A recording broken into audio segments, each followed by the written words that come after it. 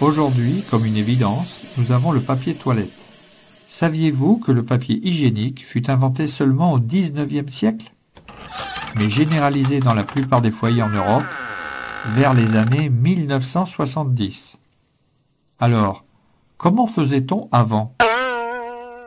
Nos ancêtres, eux, n'avaient d'autre choix que de faire avec ce qu'ils avaient sous la main. D'abord, on ne s'embarrassait pas de ce genre de choses. Avec une vie rustique, on ne faisait rien. Parfois, l'excédent était gratté avec les doigts qu'on essuyait grossièrement sur une pierre ou de l'herbe.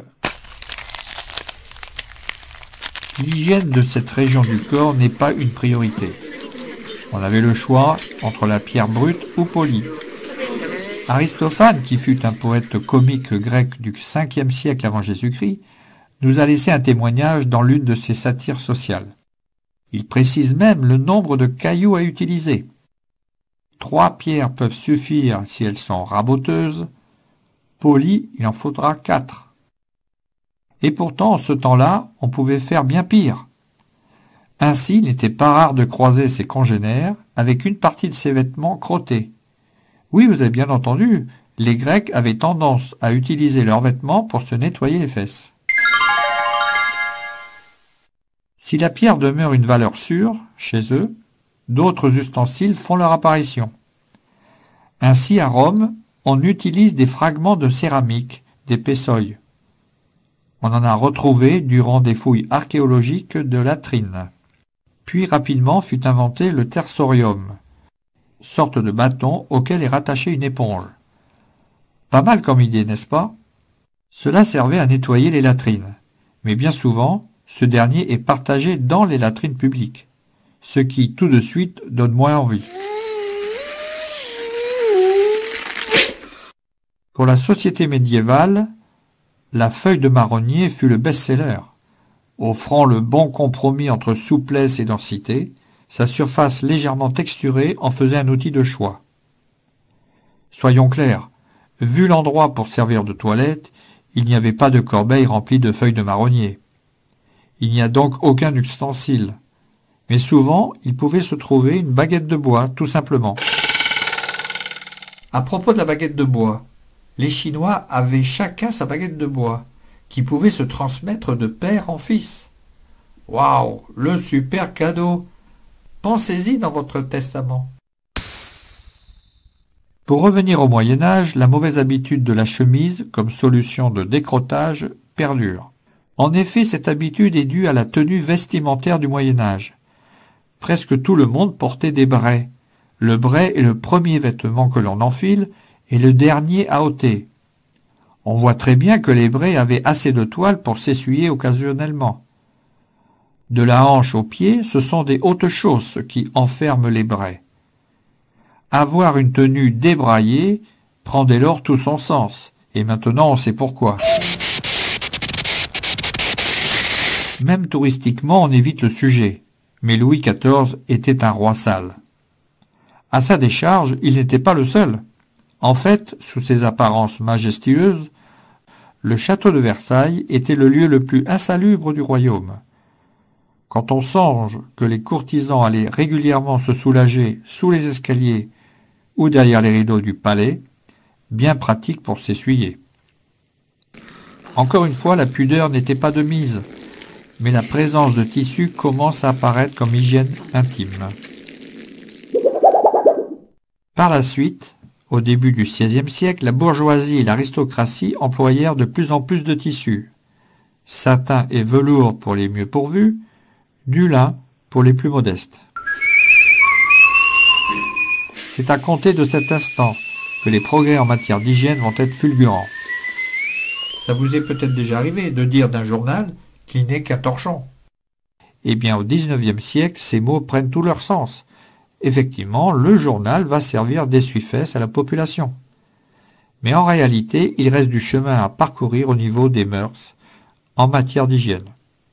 Il arrive qu'un morceau de papier serve plusieurs fois, et pour plusieurs personnes. Joseph Gayety de New York est celui qui a inventé le papier hygiénique en 1857.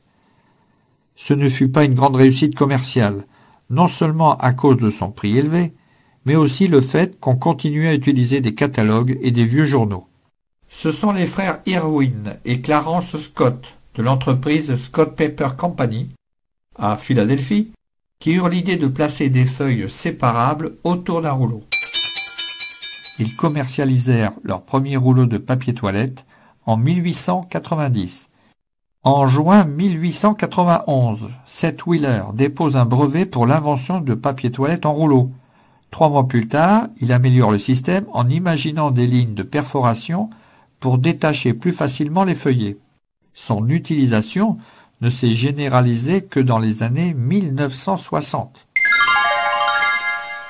Entre 1950 et 1970, c'est surtout ce genre de papier, issu de copeaux de bois, qui a la primeur.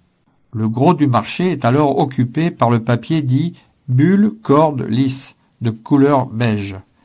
Il se vend en paquets de feuilles intercalées les unes dans les autres. Une spécialité française, qui tend aujourd'hui à disparaître des rayons. En 1966, une révolution dans le papier toilette, la ouate de cellulose. Une texture à la douceur incomparable toujours employée aujourd'hui pour confectionner les rouleaux.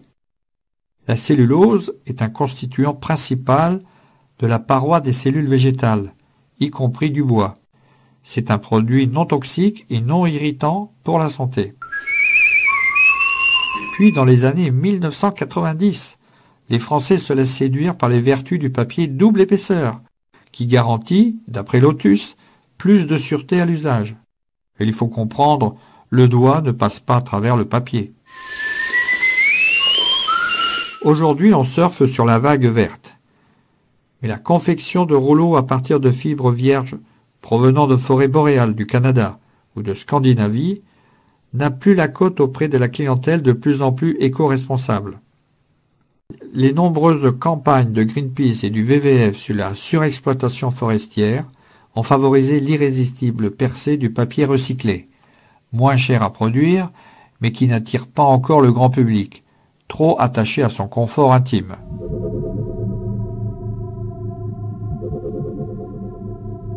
Oui, il existe une alternative hygiénique, pratique et écologique au papier. Aujourd'hui, plus de la moitié de l'humanité n'utilise pas de papier toilette. En Inde et dans les pays musulmans, la main gauche et un peu d'eau suffisent, la droite servant à se nourrir et ne pouvant être souillée par les excréments. Les toilettes y sont équipées de douchettes flexibles, même si les pauvres se contentent souvent d'un tuyau ou d'un seau rempli d'eau. Une alternative plus confortable tend à s'imposer en Asie, le WC lavant. La plupart des toilettes japonaises sont désormais équipées de ces bidets, des temps modernes, avec jet d'eau nettoyant et séchoir. Au Japon, bien qu'il existe du papier toilette dans les hôtels pour les occidentaux, ce pays n'utilise pas du tout ce produit. Voici l'intérieur des toilettes publiques japonaises. Au pays du soleil levant, on ne badine pas avec l'hygiène. On ne rentre pas avec ses chaussures. Des chaussons en plastique sont à la disposition des usagers des toilettes, surtout chez les particuliers. Pensez-y.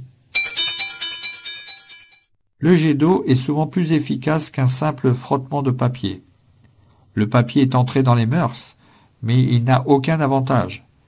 Il ne remplit pas sa fonction première, qui est de rester propre. Il n'est ni efficace, ni hygiénique, ni agréable, puisqu'il est parfois source d'irritation.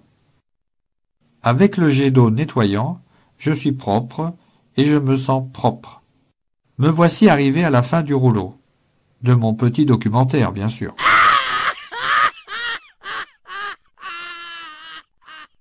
Les irréductibles accros de la cellulose résisteront toujours à la mode du jet d'eau. Les forêts vierges, franchement, tout le monde s'en fout. On s'essuiera toujours avec du papier dans 50 ans. Les marques de papier toilette l'ont bien compris.